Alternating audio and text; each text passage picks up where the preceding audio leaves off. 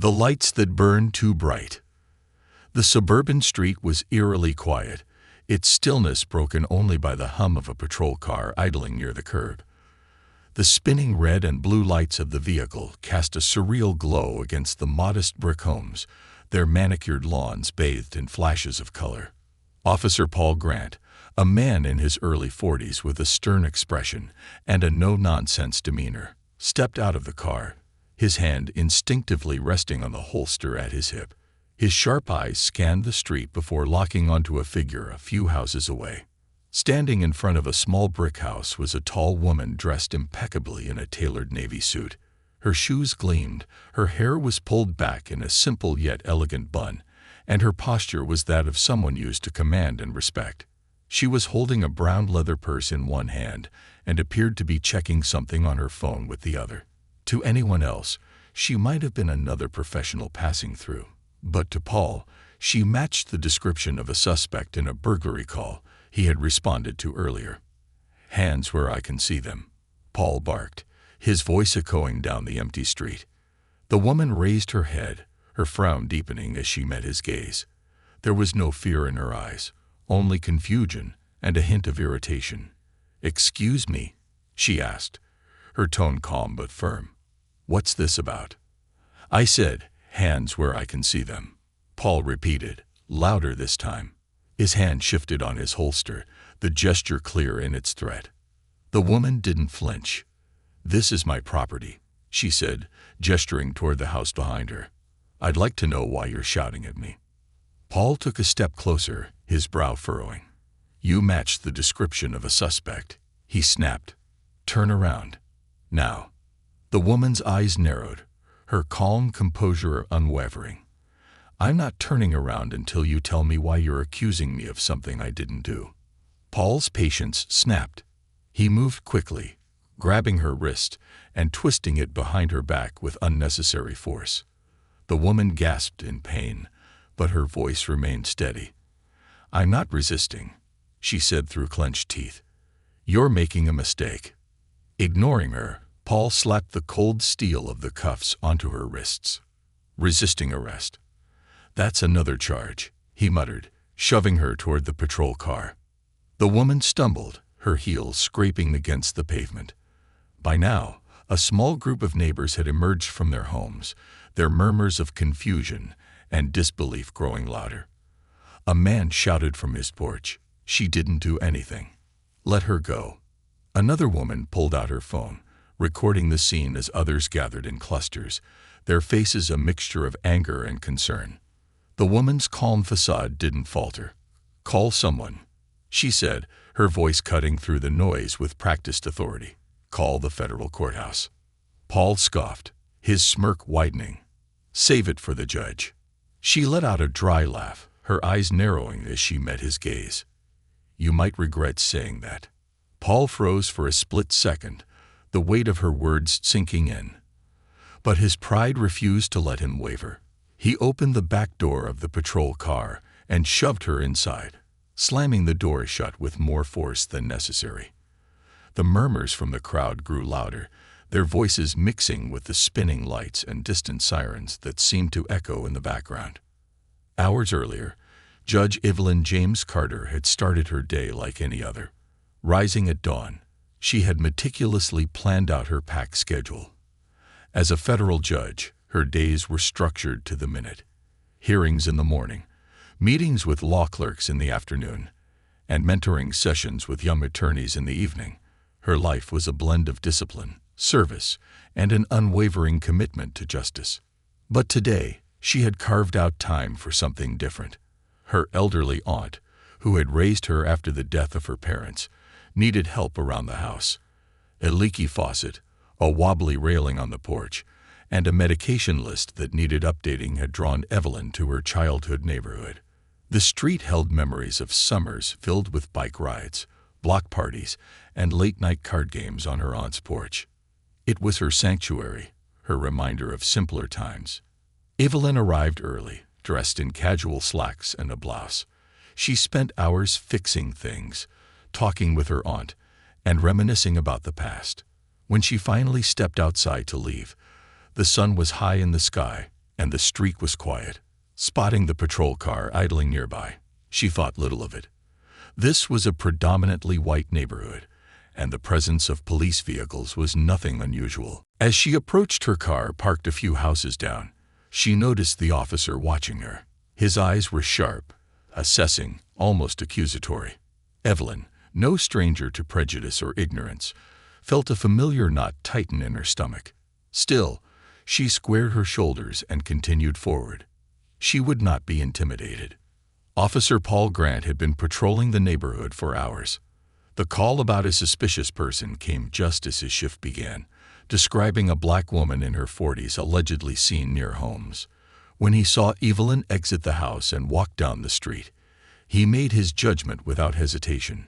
She fit the description. The details of her crisp attire and confident stride didn't matter to him. In his eyes, she was suspicious, and that was all he needed. As Paul watched Evelyn approach her car, his radio buzzed. The dispatcher's voice reminded him to wait for backup if necessary, but Paul ignored it. He didn't need help to handle one woman. His confidence bordered on arrogance as he stepped out of the car, already certain of how the interaction would go. The arrest unfolded in a blur of tension and authority, neither party willing to back down. As Evelyn sat in the back of the patrol car, her mind raced. She had faced racism before, but this was a new level of injustice. A federal judge, handcuffed and humiliated, simply for existing in a space where she was deemed unwelcome. She took a deep breath, her resolve hardening. This officer didn't know who she was, but he would soon find out. The patrol car pulled away, leaving behind a crowd of bewildered and angry neighbors. Evelyn remained calm, her gaze steady as the car sped toward the station. Her thoughts turned not to herself, but to the countless others who had faced similar treatment, their stories unheard and their dignity stripped away. This moment was about more than her. It was about justice, accountability, and the truth. As the station came into view, Evelyn straightened her back and lifted her chin. She was a judge, and she would ensure this ordeal was a turning point, not just for her, but for a system that had long ignored its own biases. A room full of misjudgments. The ride to the precinct was tense. Evelyn sat in the back of the patrol car, her wrists cuffed tightly, the metal digging into her skin. She gazed out of the window, her mind calculating the implications of what had just occurred. She wasn't merely worried about her own experience.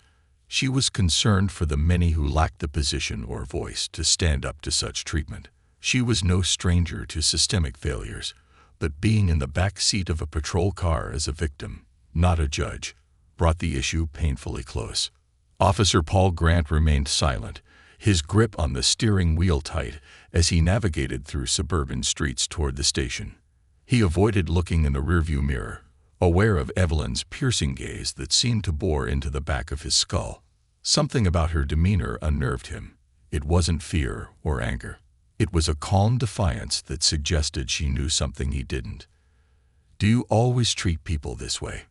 Evelyn finally broke the silence. Paul glanced at her in the mirror, his jaw tightening. "People who cooperate don't end up in handcuffs." "I see," Evelyn replied, her tone sharp with unspoken rebuke. "And by cooperate, you mean comply without question, even when wrongfully accused." Paul didn't respond, focusing instead on the road ahead. He didn't want to admit that her words stung, making him question, if only for a moment, his approach to the situation. When they arrived at the station, Evelyn stepped out of the car with quiet dignity. Despite the handcuffs, she held her head high, her expression composed as she surveyed the precinct. The officers inside turned to look at her, their conversations halting mid-sentence. Some recognized her immediately, their eyes widening in shock. Others exchanged uneasy glances, sensing that something about this arrest was different. Hall walked her through the station with feigned confidence, ignoring the whispers around him. He led her to the booking desk, where a young officer hesitated upon seeing her. "Name?" the officer asked, though his voice faltered as he looked into Evelyn's calm, unwavering gaze. "Judge Evelyn Carter," she said clearly, the title hanging in the air like a bomb waiting to detonate. The officer's pen hovered over the form, his face paling. "J. Judge," he stammered, glancing at Paul, who looked just as startled. "She's under arrest," Paul said stiffly, though his voice lacked its usual authority. "For what?" the young officer asked, his tone incredulous. "Suspicion of trespassing and resisting arrest," Paul replied, his words sounding hollow even to himself. Evelyn raised an eyebrow, but said nothing. She watched as the young officer scribbled her name down, his hand trembling slightly. She didn't need to speak. Her silence was its own statement, a quiet accusation that hung heavy in the air. Meanwhile, the whispers had reached Captain Frank Ramirez, who was in his office reviewing reports. A seasoned officer with a reputation for fairness, Ramirez didn't tolerate misconduct. When he heard the name Judge Carter, he froze. Dropping the papers in his hand, he marched out of his office, his face dark with anger. The sight of Evelyn standing at the booking desk, handcuffed and surrounded by officers, stopped him in his tracks. "What in the world is going on here?" Ramirez demanded, his voice cutting through the tension like a blade. Paul turned to face him, his expression defensive. "Suspect" matched the description. "Suspect," Ramirez interrupted, his tone sharp. He turned to Evelyn, his eyes softening. "Judge Carter, are you all right?" Evelyn gave a slight nod. "I'm fine, Captain. Though I must admit, this has been quite the ordeal." Ramirez's jaw tightened as he turned back to Paul. "Do you have any idea who you just arrested?" "She didn't have ID," Paul began, but Ramirez cut him off with a glare. "That's Judge Evelyn Carter, one of the most respected federal judges in this district," Ramirez said, his voice rising. "And you arrested her without proper cause." Paul opened his mouth to respond, but no words came out. The room fell silent, the weight of Ramirez's words settling over everyone like a heavy fog. As Evelyn's handcuffs were removed, she rubbed her wrists, the red marks a stark reminder of the morning's events. Ramirez gestured toward his office. "Judge Carter, if you'll follow me, we can sort this out." Evelyn nodded and followed him, her steps measured and deliberate. Inside the office, she sat down across from Ramirez, who looked visibly shaken. "Judge Carter, I can't express how sorry I am for this disgraceful situation," Ramirez began, his hands clasped tightly on the desk. "Officer Grant's actions are unacceptable, and I assure you there will be an investigation." Evelyn studied him for a moment before speaking. "Captain Ramirez, your apology is noted, but this is about more than just one officer's actions. This is about a culture that allows bias and misconduct to thrive." Ramirez nodded solemnly. "You're right. We've been trying to address these issues, but clearly we haven't done enough." Evelyn leaned forward, her gaze intense. "Then let this be the catalyst for real change. Because I won't let this incident be swept under the rug. Not for me, and not for the countless others who don't have the privilege of my position." Back at the booking desk, Paul sat at his desk, his mind racing. The reality of his mistake was sinking in, but he clung to his justification. She had matched the description. Yet, deep down, he knew that wasn't the whole truth. He had acted on assumptions, letting his biases cloud his judgment. His thoughts were interrupted by the arrival of Rachel Kim, his partner. Rachel, a thoughtful and methodical officer, had heard about the incident and immediately sought Paul out. "What were you thinking?" she asked, her voice low but firm. Paul looked up at her, his face tight with defensiveness. "I was following the description." Rachel crossed her arms. "Did you even bother to listen to her, to check her story, or did you just see what you wanted to see?" Paul flinched at her words, but he didn't respond. Rachel shook her head, disappointment evident in her expression. "This isn't just about you, Paul. It's about the badge we wear and what it represents. You've made us all look bad." As Rachel walked away, Paul felt a pang of guilt. For the first time, he began to question not just his actions but his mindset. In Ramirez's office, Evelyn finished her conversation with the captain, her resolve unshaken. "Captain, I'll be leaving now. But know this. I intend to pursue this matter, not as an individual grievance, but as a systemic issue that needs addressing." Ramirez nodded, standing as she rose from her chair. "I understand, Judge Carter, and I'll do everything in my power to ensure this department is held accountable." Evelyn gave a small, curt nod before leaving the office. As she exited the station, the crowd of neighbors who had gathered outside greeted her with applause and shouts of support. She smiled, though the weight of the day's events still pressed heavily on her. As she drove away, she knew the fight was just beginning. The system had revealed its cracks once again, and she was determined to be a force that would push for lasting change. The ripple effect. The next morning, Evelyn Carter sat in her home office, her fingers tracing the edge of a steaming cup of tea. Her phone buzzed incessantly, the notifications piling up from news outlets, legal colleagues, and even old friends.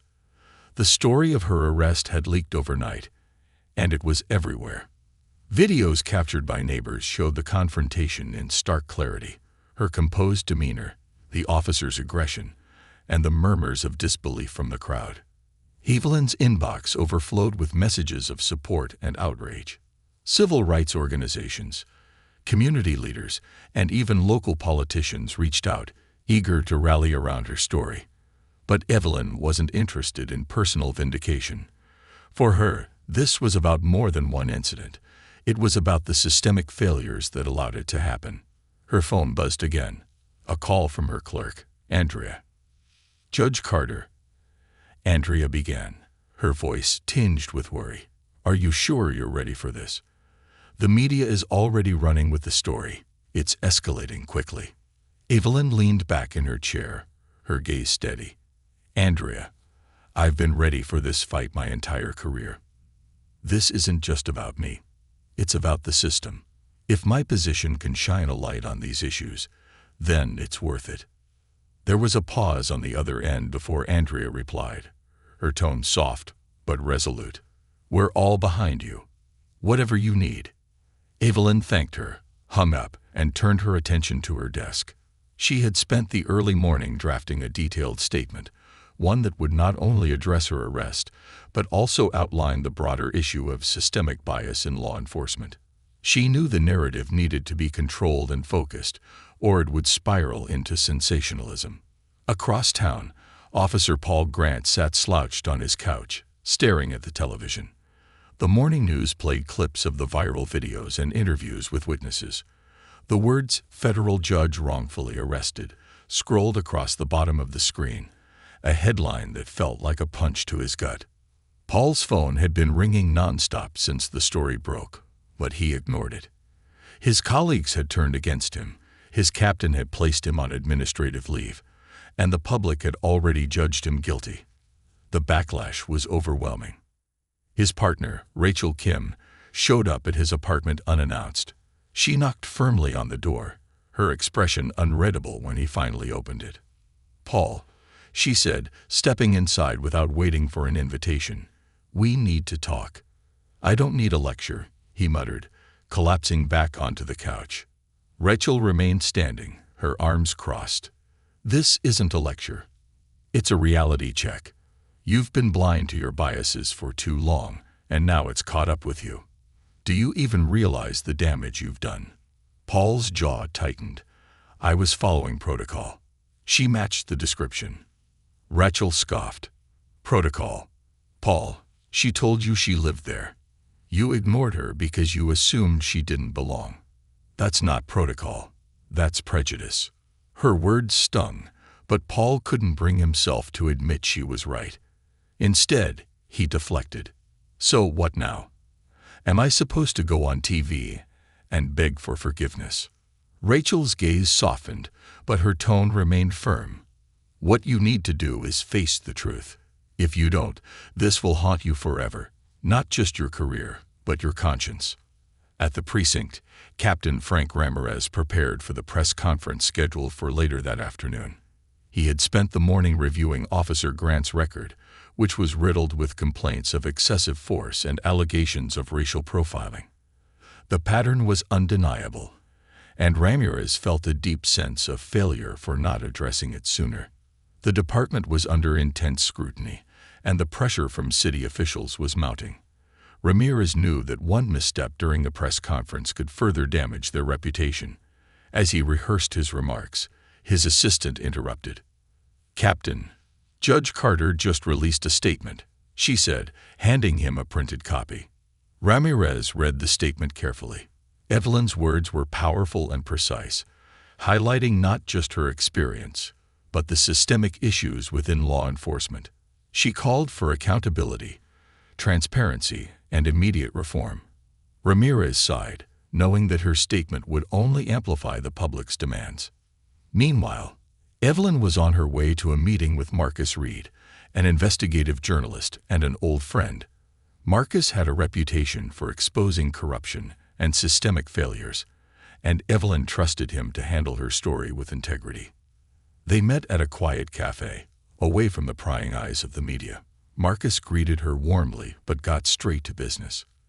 "Evelyn, this story is already gaining traction, but we need to make sure it leads to real change. What's your angle?" Evelyn sipped her tea before responding. "This isn't about me, Marcus. It's about the system. My story is just the starting point. I want to shed light on how often this happens to people without a voice, people who can't fight back." Marcus nodded, taking notes. "And you're prepared for the backlash. You know they're going to dig into your life, looking for anything they can use against you." "I've faced worse," Evelyn said calmly. "And if they come for me, it'll only prove my point." They spent the next hour crafting a detailed narrative, one that emphasized the broader implications of her arrest. Marcus promised to publish an in-depth piece the next morning, and they parted ways with a shared sense of purpose. Back at the station, Ramirez held the press conference in a packed room filled with reporters and community members. The tension was palpable as cameras clicked and reporters jotted down notes. "Good afternoon," Ramirez began, his voice steady despite the weight of the moment. "First and foremost, I want to apologize to Judge Evelyn Carter for the unacceptable treatment she received. No one should be subjected to such misconduct, regardless of their position or background." He paused, letting the words sink in before continuing. "Officer Grant has been placed on administrative leave pending a full investigation. Additionally, we are launching a comprehensive review of our department's policies and practices to address systemic issues." The questions came quickly, reporters shouting over one another. Ramirez answered as best he could, but he knew words alone wouldn't be enough. The department's actions in the coming weeks would determine whether they could regain the public's trust. That evening, Evelyn returned home to find a package waiting on her doorstep. Inside was a handwritten letter from one of the neighbors who had witnessed her arrest. The letter was heartfelt, expressing admiration for her courage and anger at the injustice she had faced. Evelyn sat down and reread the letter, her resolve hardening. She knew the road ahead would be difficult, but she was ready. The ripple effect of her arrest was growing, and she intended to ride the wave until real change was achieved. The court of public opinion. Evelyn awoke the next morning to an avalanche of notifications. Her phone buzzed incessantly as news alerts, emails, and messages poured in. Marcus Reed's article had gone live overnight, and its impact was immediate. Titled "Justice Denied." When a federal judge becomes the target of bias, the piece was a searing indictment of the incident and the systemic issues it represented. It was thoughtful and thorough, intertwining Evelyn's personal experience with broader statistics and testimonies about racial profiling and abuse of power in law enforcement. As Evelyn sipped her morning coffee, she read the article carefully. Marcus had done an excellent job of weaving her story into the larger narrative. The photos accompanying the piece were especially striking. Stills from the viral videos showing her in handcuffs, her expression calm and composed, while Officer Paul Grant's face was set in hardened resolve. The article ended with a powerful quote from Evelyn. "This isn't just about me. It's about accountability for those who abuse their power and justice for those who've been silenced. My position gives me a voice, but there are countless others who remain unheard. This fight is for them." Evelyn closed her laptop and leaned back in her chair. She felt a mix of pride and apprehension. The story was out now, and the public would decide how it unfolded. She knew the backlash would come, but she was ready to face it head-on. Across the city, Paul Grant sat in his dimly lit living room, the television flickering with the morning news. He hadn't slept. The relentless coverage of the incident and the reactions online had left him feeling exposed and vulnerable. His name and face were plastered across screens, and he could see the disdain in every headline. Officer Paul Grant arrests federal judge in apparent case of racial profiling. Systemic bias or isolated incident. The arrest of Judge Evelyn Carter sparks outrage. Paul clenched his fists as he watched. The media had painted him as a villain, but he still struggled to see his actions as anything more than a routine call that had spiraled out of control. Yet, a nagging doubt lingered. The videos made him look wrong, aggressive, biased. The calmness in Evelyn's demeanor contrasted sharply with his own overzealous behavior, and he couldn't shake the growing sense of guilt. A knock on his door startled him. When he opened it, he found Rachel Kim standing there, holding a folder. She didn't wait for an invitation, stepping inside with a determined expression. "Rachel," Paul sighed, rubbing his face. "If you're here to lecture me again." "I'm not here to lecture," she interrupted, dropping the folder on his coffee table. "I'm here to show you something." Paul hesitated but sat down as Rachel opened the folder. Inside were reports, complaints, and internal memos. "These are your records," Rachel said. "Complaints about excessive force. Allegations of racial profiling. Every single one ignored or dismissed." Paul frowned, flipping through the pages. These were all unsubstantiated. Were they? Rachel shot back. Or were they swept under the rug because you had a reputation for getting results? This isn't just about what happened with Judge Carter. This is a pattern, Paul. And it's time you faced it. Paul looked away, his jaw tightening. "I was doing my job." "Your job," Rachel said, her voice softening, "is to protect and serve everyone, Paul. Not just the people you feel comfortable with." Her words hung in the air, heavy with implication. Paul didn't respond, but the weight of what she had shown him was beginning to sink in. At the courthouse, Evelyn prepared for her day with an unshakable focus. She had hearings to oversee, but her mind was also on the growing momentum behind her story. Civil rights organizations had reached out, asking if she would speak at a rally planned for the weekend. Lawyers she had mentored sent messages of support, calling her an inspiration. Her office door opened, and Andrea stepped in with a clipboard. "Judge Carter, you've got a call from the mayor's office. They want to schedule a meeting." Evelyn raised an eyebrow. "The mayor? Interesting. Schedule it for tomorrow afternoon." Andrea nodded but hesitated before leaving. "There's something else. A group of protesters has gathered outside the courthouse. They're chanting your name." Evelyn stood and walked to her office window, looking down at the crowd below. Dozens of people held signs that read "Justice for Evelyn" and "End Racial Profiling Now." The sight stirred something deep within her, a mix of gratitude and responsibility. She couldn't let these people down. That afternoon, Captain Frank Ramirez held another meeting with his leadership team. The precinct was in damage control mode, and tensions were high. Ramirez had spent the morning reviewing the department's training protocols and found glaring gaps in how officers were taught to handle bias and de-escalation. "This can't continue," Ramirez said, slamming a report onto the table. "We need mandatory retraining for every officer in this precinct, starting now." One of his senior officers, a man named Davis, raised a hand. "With all due respect, Captain, won't that make us look like we're admitting fault?" "We are at fault," Ramirez snapped, "and pretending otherwise will only make things worse.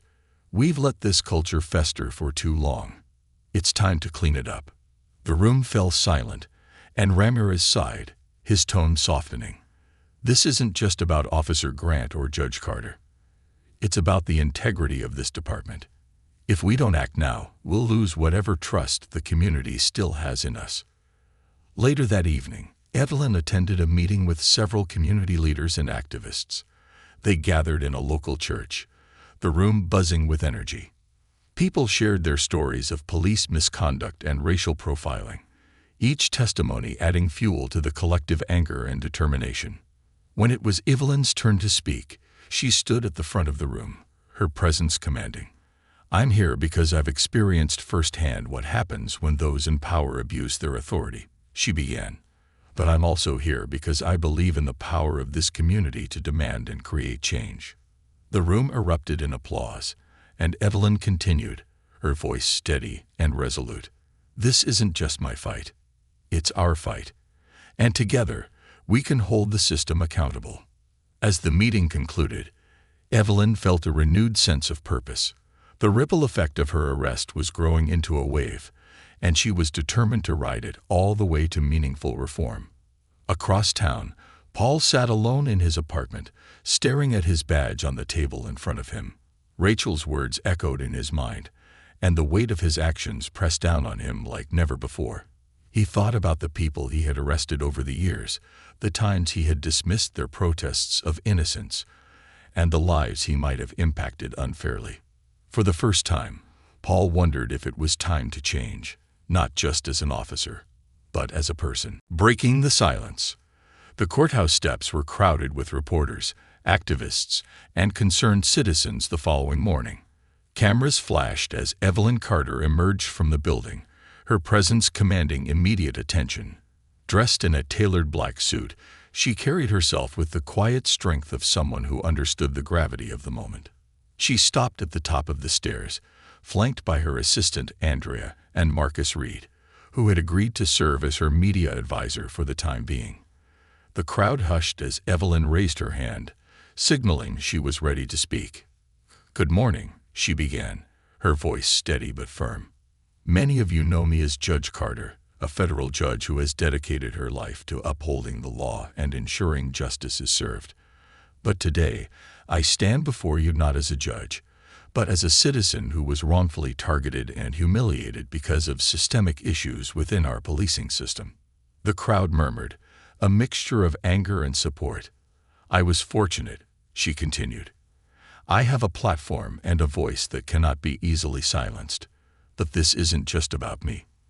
This is about the countless individuals who have faced similar treatment without the means to fight back. It's about the systemic biases that permeate our institutions and erode the trust between law enforcement and the communities they are sworn to protect." She paused, letting her words settle. Cameras zoomed in on her face, capturing the emotion in her eyes. "Accountability is not optional," she said, her tone hardening. "It is a requirement for justice.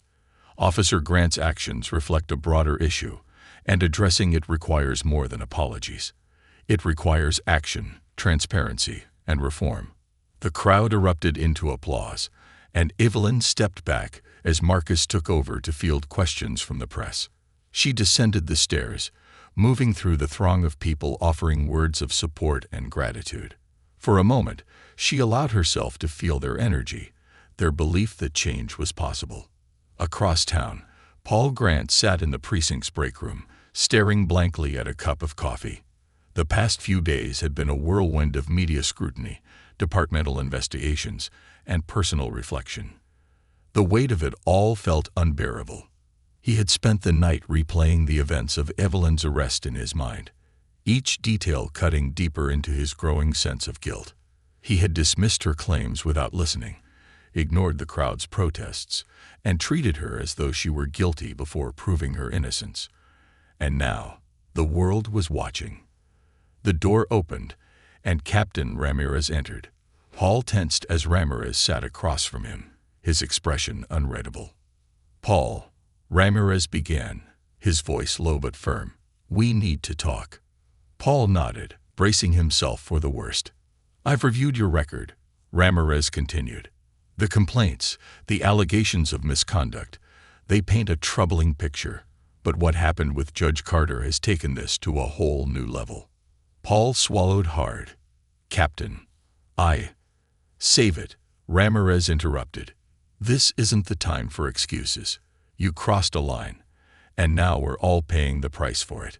The trust between this department and the community is hanging by a thread, and it's because of actions like yours." Paul looked down, his shame evident. "But," Ramirez said, his tone softening slightly, "this is also an opportunity. You can either continue to deny what's happened, or you can own it and work to make things right." Paul met Ramirez's gaze, his eyes filled with uncertainty. "What do you mean?"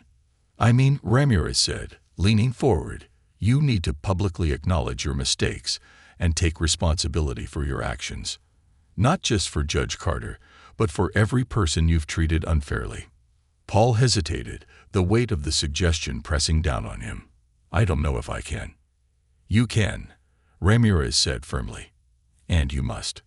Later that day, Paul sat in his apartment, staring at his badge. It had once been a symbol of pride, a testament to his commitment to serving his community. Now, it felt like a heavy burden, a reminder of the harm he had caused. He picked up his phone and dialed a number he had been avoiding. The call rang twice before Rachel Kim answered. "Paul," she said, her tone cautious. "I need your help," he said simply. Meanwhile, Evelyn attended a private meeting with the mayor and several community leaders. The mayor, a middle-aged man with a polished demeanor, was eager to address the growing public outcry. "Judge Carter," he began, "let me first say how deeply sorry I am for what you experienced. This city owes you an apology, and I intend to ensure that meaningful steps are taken to address the issues within our police department." Evelyn listened intently, her expression unreadable. "Mayor, apologies are a start, but they're not enough. We need actionable change, mandatory bias training for officers, a review of all complaints against law enforcement, and an independent oversight committee to hold the department accountable." The mayor nodded. "I agree. We're prepared to allocate funding for these initiatives and work with community leaders to implement them." Evelyn leaned forward, her tone sharp. "Then let's make it happen. No more delays, no more excuses. The people of this city deserve better."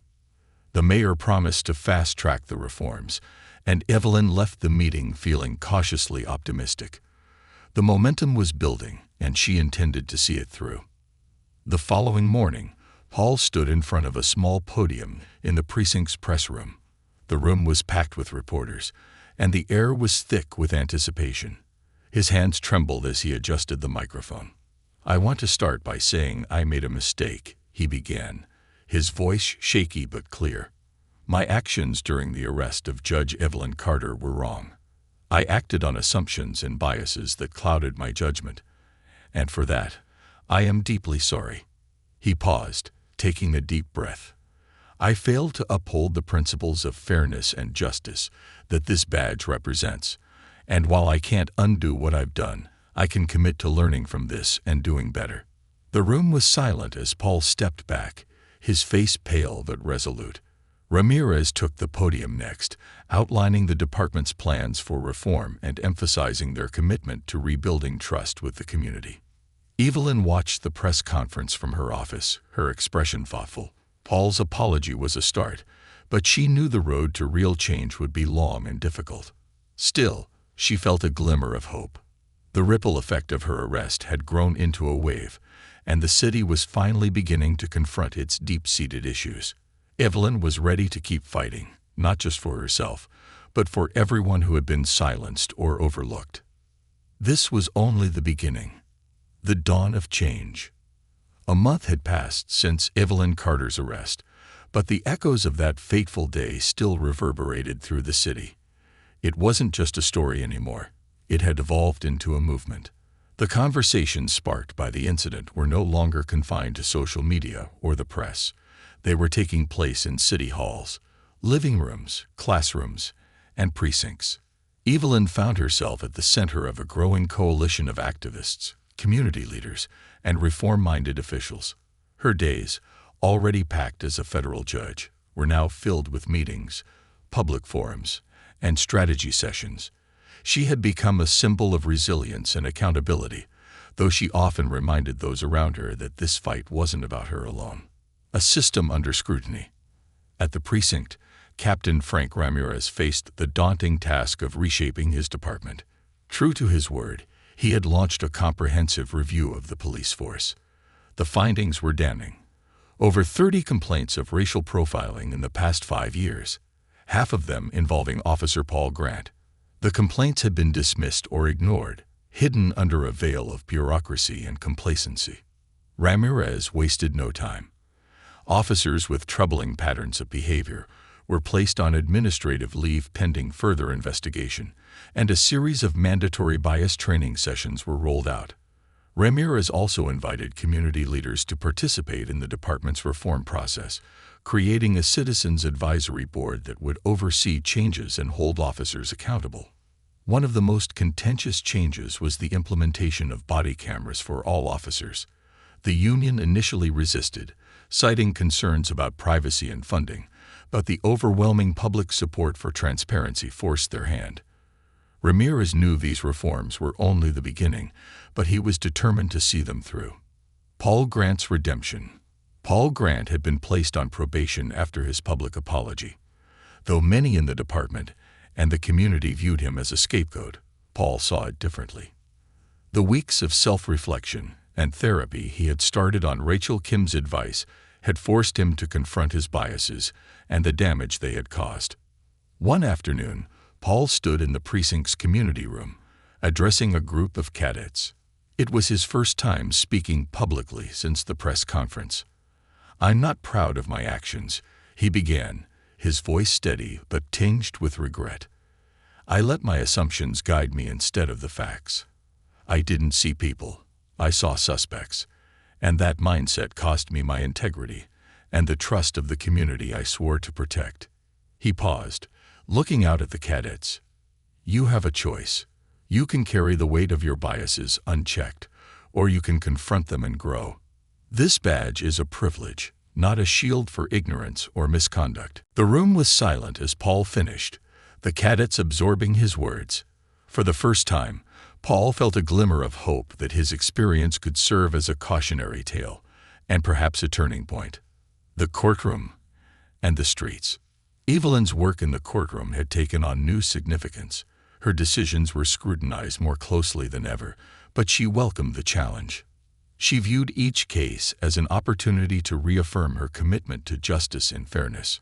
Outside the courthouse, she continued to lead the charge for systemic reform. The rally she had agreed to speak at drew a crowd of thousands, spilling into the city's main square. Activists, educators, and even students joined forces, their chants echoing through the streets. Justice, not just for some. When Evelyn took the stage, the crowd erupted in applause. She stood tall, her voice clear and resolute. "Change doesn't happen overnight," she said. "It takes persistence, courage, and collective action. We're not just fighting for accountability in law enforcement. We're fighting for a society where every individual is treated with dignity and respect."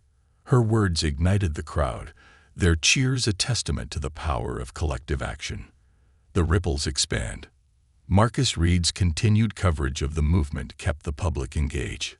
His articles highlighted stories from individuals who had faced similar injustices but lacked the platform to fight back. He interviewed mothers who had lost sons to police violence, former officers who had left the force due to internal corruption, and everyday citizens whose lives had been upended by systemic bias. One story, in particular, resonated deeply with Evelyn. A young black man who had been wrongfully imprisoned for 2 years after being misidentified in a lineup. His story mirrored her own in some ways, but without her privilege and resources, his life had been derailed. Evelyn reached out to his family, offering her support and legal connections to help clear his name. The movement was growing beyond Evelyn's story, encompassing a broader fight for justice and equity. Civil rights organizations launched initiatives to address racial disparities in education, healthcare, and housing, recognizing that these issues were deeply intertwined. A new path forward. In a final act of accountability, the City Council held a public forum to address the community's concerns. Evelyn, Ramirez, and Paul Grant were all invited to speak. The room was packed, and the air was charged with anticipation. Evelyn spoke first, her words measured but powerful. "This forum is a step in the right direction. But it's just that, a step. Real change requires sustained effort and a willingness to confront uncomfortable truths. The people in this room, both on this stage and in the audience, have the power to make that change." Ramirez followed, outlining the department's reforms and committing to full transparency. He acknowledged the department's failures and vowed to rebuild trust. When it was Paul's turn, he stood at the podium, his expression somber. "I'm here today not as an officer defending my actions, but as a man taking responsibility for my mistakes. I let my biases dictate my behavior, and I hurt people because of it. I'm committed to doing better, not just for myself, but for the people I serve." The forum ended with a standing ovation, not for any one speaker, but for the collective commitment to progress. The dawn breaks. As Evelyn drove home that evening, she felt a sense of fulfillment she hadn't experienced in years. The fight was far from over, but for the first time, it felt like real change was possible. She thought about her aunt, whose quiet strength had inspired her resilience, and about the community that had rallied behind her. She pulled into her driveway and sat in her car for a moment, reflecting on everything that had transpired. The city was changing. Slowly, painfully, but undeniably. Evelyn stepped out of the car and looked up at the night sky. The stars shone brightly, their light a reminder that even in the darkest moments, hope could shine through. And so, the story didn't end with Evelyn's arrest. It began there. A moment of injustice had sparked a movement, and that movement was transforming the city. Evelyn knew the road ahead would be long, but she also knew she wouldn't walk it alone. Together, they would build a better, fairer world, one step at a time.